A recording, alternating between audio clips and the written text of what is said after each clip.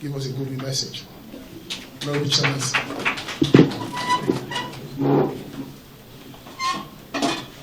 Up, President! Progress! Progress! National! If you talk alone,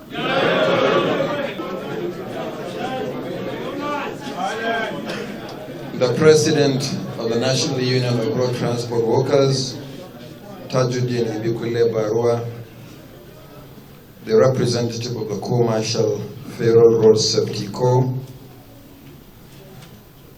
the National Secretary of the Union and other senior officials, State Chairman of the Union, Honorable National Commissioners INEC, our development partner Frederick Eber Stiftung, represented here by the resident representative Dr. Daniel Mann, the media, ladies and gentlemen. I would like to thank the President and leadership of the National Union of Road Transport Workers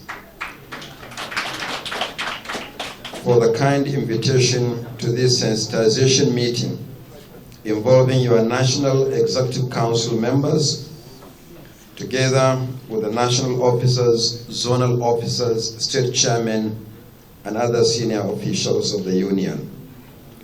I am glad to note that this meeting seeks to achieve two objectives. First is to put finishing touches to the implementation of a Memorandum of Understanding signed between the Commission and the unions about 2 months ago on 20th December 2022.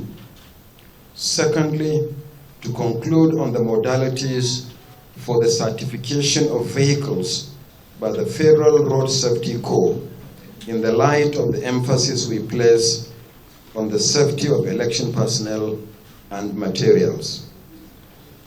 The issue of logistics has been a perennial problem in election administration in Nigeria.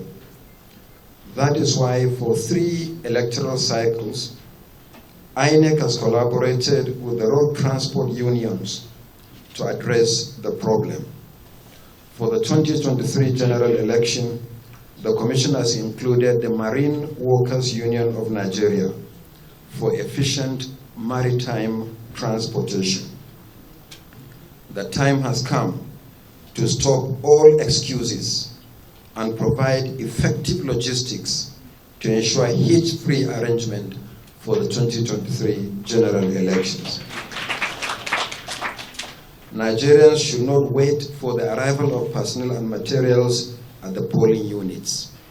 Rather, we should be there waiting for the arrival of voters. We believe that this is achievable. Recent elections have shown that working in partnership with the unions and other stakeholders, we can achieve this objective. And this is a patriotic duty, and we should all make the necessary sacrifice in the national interest.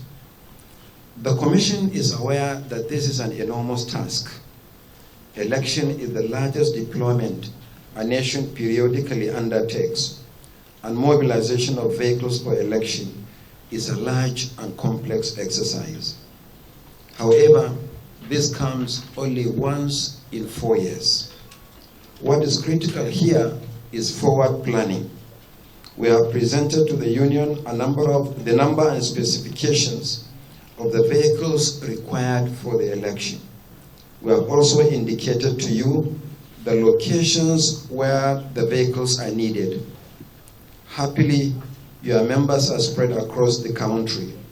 Therefore, vehicles conveying personnel and materials will not travel long distances.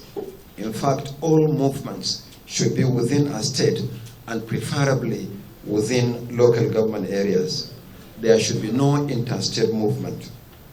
I should also remind you that our MOU covers both forward and reverse logistics.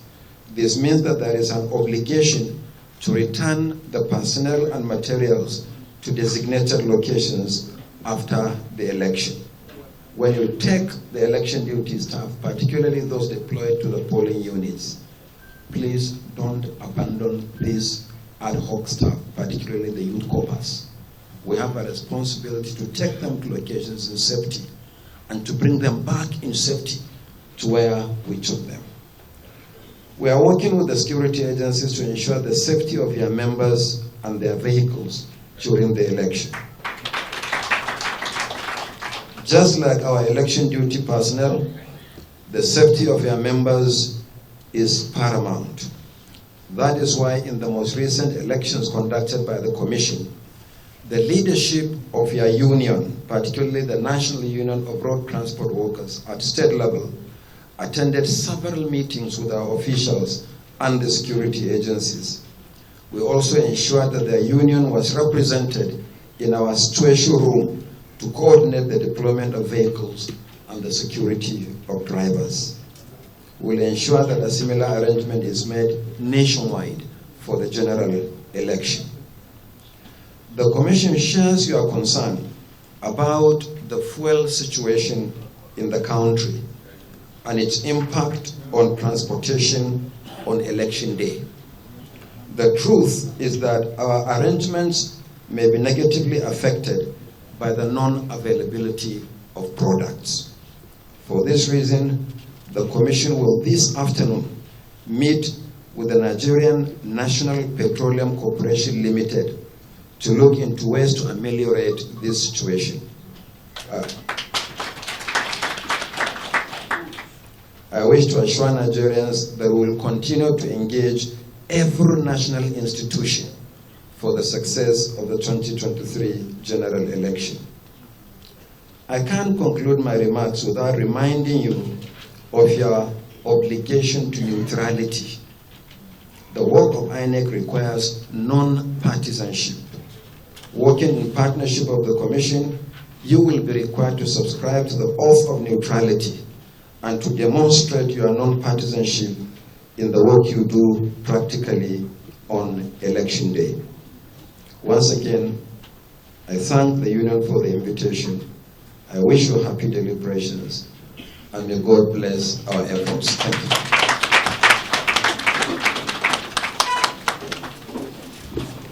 Thank you, Honorable Chairman, INEC. Another round of applause for our Chairman, please.